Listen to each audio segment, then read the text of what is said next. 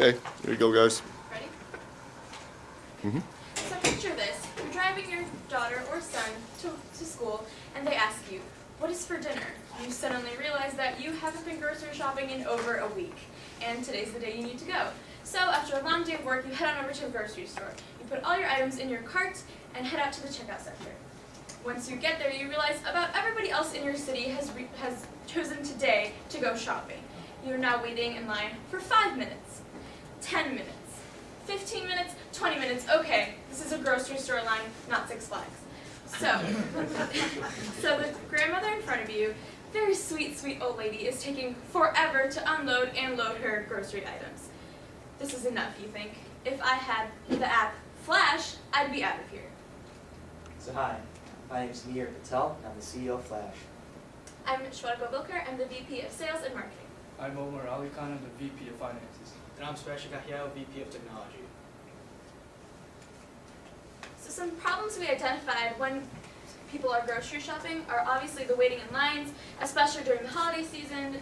People are always getting food and having to wait in lines for an unnecessary amount of time. Another problem we noticed is budgeting. Oftentimes you set budget going into the store, and at stores like Target, I know I end up spending much more than I plan on it, and that leaves me to not want to go there again, which creates a negative image on the stores.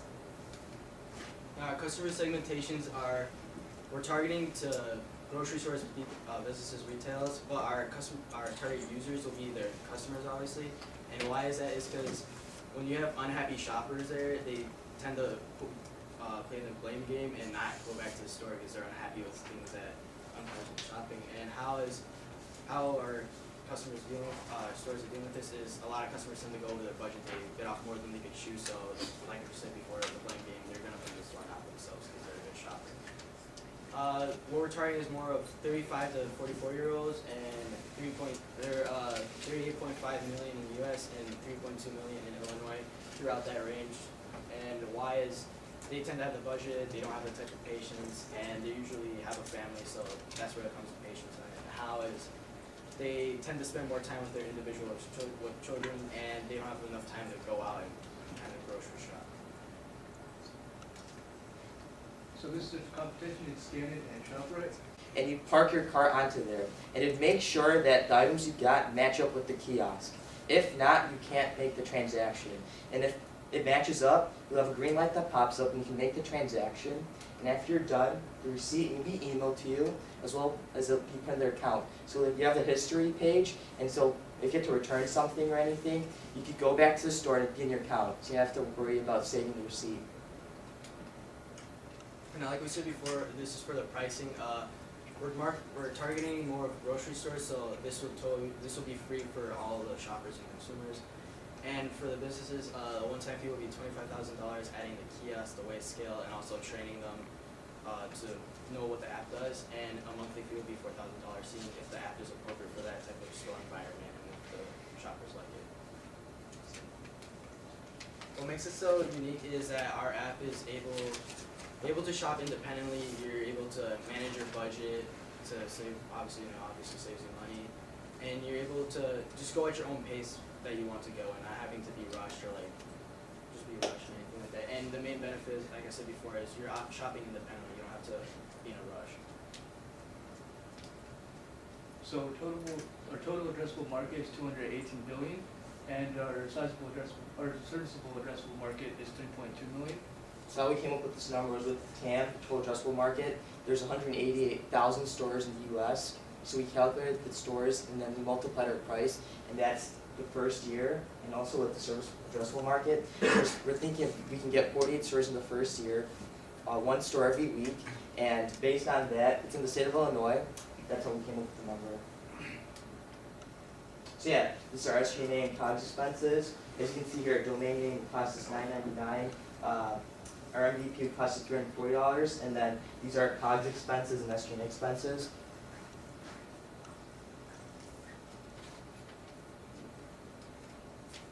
And this is what our financial model will look like if we get 48 stores within the whole year, getting 4 stores per month, and that'll just be the growth that we'll show along with it.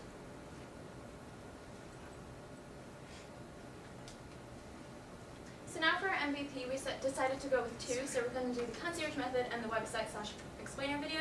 So for our concierge method, we're going to be following around shoppers who are our target market of 35 to 44-year-old married adults with children.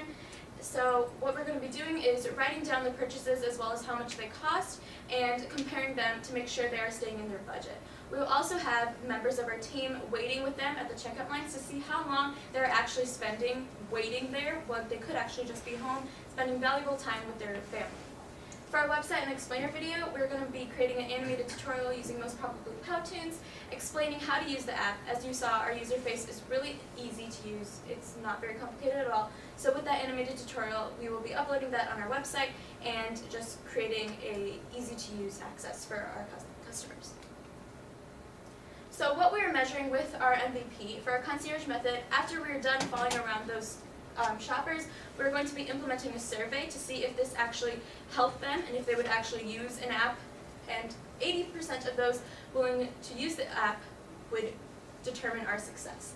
So for our landing page, how many are actually going to sign up for our website, how many are visiting, what is the ratio of those, and according to whatever that ratio is, that will determine our success.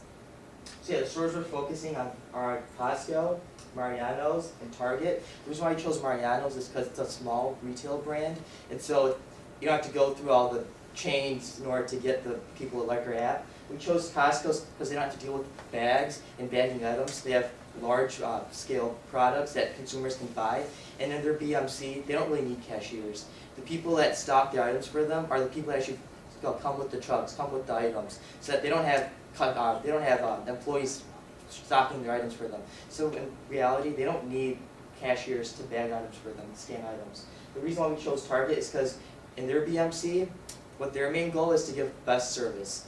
But with service, if people are having to wait in line, they go over their budgets, that's not really a good service. And so that's why we chose these three stores. So our MVP is highlighted. We're planning on taking 5 weeks for the concierge method, so we'll get a total of 150 volunteers, and that will be around 30 every week. We're going to need shirts for our concierge method because we don't want to just look like stalkers following them around. For our website development, we'll take around 3 weeks, and our explainer video will take 2 weeks. So once we have our explainer video done, we can upload that on our website and as well as our social media to gather a good following. So yeah, our funding request. So website on squarespace.com, it will cost us $56 for 6 months. We can adjust that, and for 3 months it would probably cost us $27. The explainer video is going to cost us $89. The concierge method is totally free. The domain name is going to cost us $40, and our domain name is flash scanning. T-shirts, they're $34. One t-shirt's about $8.75. Facebook ads, we're thinking of posting twice a month, and the reason why we chose Facebook is because 34 to 44-year-olds, according to our stats, go on Facebook the most compared to all the other social media pages. And then on Twitter, so it's 50 cents per view, so we're thinking of uploading our video, and then we think we can get 100 views. And then thinking of getting business cards, so after we're done with the concierge method, we can hand out business cards so our consumers and customers can sign up for that. And so yeah, the total is $420. Thank you. Shopping made simple. Will you please answer any of your questions? Yeah, excellent job. First off, you guys were very detailed in walking through that. And it's like you're well prepared and did your homework. A couple of questions on the scanning of the product going in there. How does that all take place? Scanning, so with the weight scale. How are you getting the cost that's going into the basket? Okay, so how it works? Oh, the price of the app? Price of the app itself? Well, if you're buying lettuce, Mm-hmm. then you're putting that in there. And Oh, okay, so how it works is with dairy and fruits and vegetables, you take the item, and we have weight scales everywhere. So you weigh the item, and then you type in the name of the item and how much it weighs, and it calculates it for you. So we can go back to the interface. So that's the weight true up. So yeah, you click on fruits and vegetables, you type in the weight, type in what type of fruit vegetable you chose, and it calculates it for you. So there may It's be, like a time. head of lettuce, for instance, might be 79 cents. Mm-hmm. No matter what size head of lettuce it is. It may or may not have a barcode on that particular price. So I would imagine that you'll have some sort of a fruits and vegetables, lettuce, and then I can just type in the price. Yes. And that'll work also. Yeah. So you'll have like an other, basically, category also that'll catch something that you didn't include in the store, right? Mm-hmm. Okay.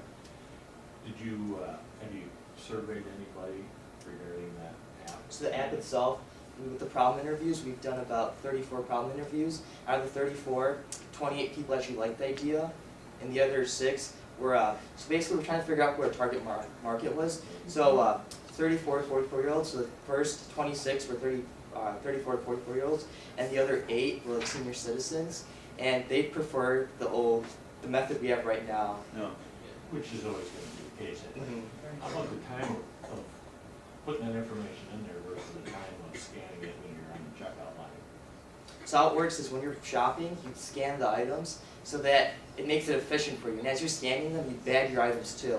Because most people don't like how cashiers bag their items. Most cashiers may put the eggs on the bottom and all the part stuff at the top and vice versa. And so, Yeah, I guess I'm really trying to grasp, if you're scanning onto your app, you're scanning across the barcode on your Yeah. app? Yeah, you're, Mhm. Yeah. Yeah. So You're like doing? for like say for this, you're buying a box of cereal. What you would do is you just scan it with your phone. So the barcode would show up on that, and then it would show up on this screen over here. And then say all you were buying was cereal. You just go to the kiosk and then scan your phone there, so you wouldn't actually have to scan the whole thing again. Did you do any investigation on the challenge of using somebody else's barcode on your app? so the POS system, yeah, we've actually researched that. We had our mentor help us out, and it's actually not that complicated. What you do is you first get the store to like your idea, and after that, they give us access to their POS system. And with their POS system, we basically take their prices and put them in our app, and we'd implement them. Got it. You do a little legwork on it. I have a question for you. Who is the customer that you want? So the customer are the businesses themselves, and the users are the 34 to 44-year-olds. I mean, the reason I ask that is, the customer, I see a dual target that you are exploring, you're experimenting with. The end user, the shopper, and then the grocery store, or the store of some sort. By virtue of those stores making their revenues, they count on people buying beyond their budget. That is why aisles and products are reset every few months. It's not because they want it to just look different. They're redoing it to force people to break their patterns and break their habits and perhaps discover some new things along the way, which as a shopper I find annoying as anything because I just want to get in and get out. So I applaud you for going down this route, but you're going to need some meaningful benefit to the retailer to say why this would be worth it. Because if I were a retailer at Mariano's or Costco, I'd be saying, not that I want my people to be inconvenienced by not being able to find things, but I do want them to break their habits of purchasing, to be open to new things. You probably presented an idea that will cut down on that overbuying by a good 20%. That's not in a retailer's best interest. Yes, So what's gonna make me as a retailer want to entertain your product? yes, the reason why we went with that is because most people or some people live on a week-to-week paycheck. So if you were to go over your budget, that's you going into debt and you thinking that the store is charging more than they actually are. And so you wouldn't want to come back to the store. When in reality, it's your mentality. It's not the store itself. Okay, have you done interviews with retailers? With retailers, we've done 3 of them, and we focused more on Target, but we've realized that we should focus more on like stores like Mariano's and Costco, because with Target, it's their service and it's like a long chain that you have to go through. There's many processes. So with the store director, you meet with people in the area, so the area of Schaumburg, and after that you go to the Midwest area, and after that it's just too long. You know, you might wanna try something what Margarita's saying is that with the retailer or the chain store, have pop-ups on there that other people that have bought lettuce have also bought this dressing. European. And you can possibly sell up to that dressing, which will Right. help the retailer or the store go over there and buy a higher priced item and offset some of that savings of the customers. And that's one of our future goals, to implement that. And also into to the like system. compare it to different stores and see how much they're saving there too, Mhm. so that's another selling point. That why would retailers want our product is because we're actually drawing customers in with the price Mhm. comparison. So Margarita is basically bringing up a really good point, I feel, in that what would be the incentive for a retailer to accept your particular product? And most times they'll have some form of a pain, and you're trying to ease their pain, and that's why they're gonna go ahead and do that. So faster checkout is always good because we can bring more people through the line. So we're not going to extend that queue. They'll simply put their cart on this particular checkout item and bam, they're out of here, which the retailer likes, that's So great. they'll come back to us. But lowering the amount of items that someone buys in their store is probably not one of the better ideas that you'd want to pitch to a retailer. Would you agree with that? Yeah. Okay, so there's a little pivot there, right? So maybe when we're trying to sell this, we'll change the concept just a little bit. Okay. The other quick comment would be, whose pain are you trying to resolve? Like is it my pain as being the customer, and I loved your first graphic where you're showing the number of items that I had in my cart and having to wait behind some person that's, trying to fiddle through either writing a check or, I don't wanna use the elderly, but sometimes I'll be there someday and I'll probably, hold you up, right? So I understand the pain regarding me as a shopper, and that certainly would be very advantageous for me to be able to check out quicker. I like that. Maybe as far as like the people that are on a fixed budget, maybe that's not your target market at all. You'll find that out, by the way, when you start putting dots on a piece of paper and tracking the results, right? Maybe somebody who really doesn't have a budget too much for food, but they just want to have some efficiencies and they want to figure things out. So going to Tim's point, possibly you'll find the tracking value. So you're tracking all of my different purchases, that particular information goes on to the retailer, and then you're helping the retailer upsell me. So exactly the same thing. Tim says, you bought this lettuce, well, did you understand that this particular other lettuce is maybe even more healthy for you, or you can add that to your cart, kind of a thing, right? So you'll find that out as you go along. And I'm not exactly sure, like, if you can help me out with that concierge portion on the MVP. I understand we're all gonna have different t-shirts, we're gonna walk through with someone. I don't know how comfortable I would feel as you walking with me, but I understand the portion of that. How do you, what are you tracking exactly? Explain that a little further So for we're me. helping them with their budget, we're trying to see, we're gonna give them their budget. So if they start off with $50, and after they go to their $50, we're gonna tell them. And if they still shop, we wanna get the results and see how many people actually do that. And so we wanna see if the budget thing's actually, the budget's like the need of consumers. There's a neat idea that Jim just talked about here, because he's suggesting that the more profitable or better experience may not be with a budget customer. I appreciate the concierge. You may have a certain number of your folks doing a budget benefit, and then it may be another pot of your folks that are not testing budget, but are testing better experience. Yes. Either more efficient or thematically more healthy, you decide, but you may find that there is a different kind of customer out there who's gonna value that kind of experience that you're offering and would actually allow you to turn this into a business. Because budget level probably doesn't have the money to take this on. Yeah, I agree 100%. Okay. To me, it's about speed, and it's about quality of food maybe versus budget. Yeah. Okay. You know, I mean, maybe your target is not that budget person, I think is what we're saying. Okay. And go ahead and test it. Yeah, and that's how you get into the stores. So they don't care about budget, it's where do I find what I want quickly, I don't care about cost, how do I get out of it. Right, maybe One I'm aisle. concerned about health, maybe I'm concerned about, like the taste of the food, maybe I'm concerned about calories, whatever it is, you'll find that out along the way. But limiting your target to a budget type of a shopper, it may not be in the store's best I can guarantee you it won't be. Right. But Yeah. they may be looking for something different, and you'll find that out along the way. So I applaud you on exactly what Tim was talking about. Your detail was phenomenal. Yeah. Your concepts are good. Maybe you need to shore them up a little bit and keep pivoting, Right, right? Keep finding out that your assumptions, and by the way, all entrepreneurs, I guarantee you, we feel that our ideas are the greatest ideas bar none. And then when we bring them to market, ooh, it wasn't really that great of an idea, right?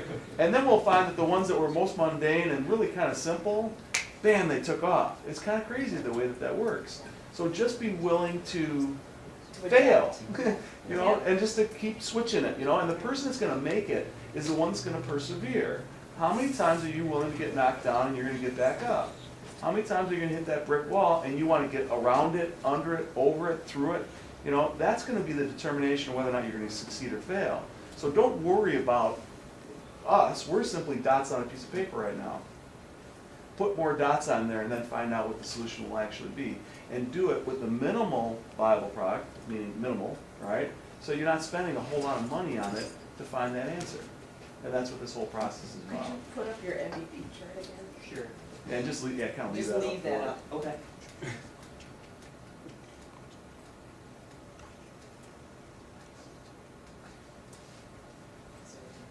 No, I was just gonna say the same thing. Yeah. Yeah, okay, very good. All right. Yeah. Good job, guys.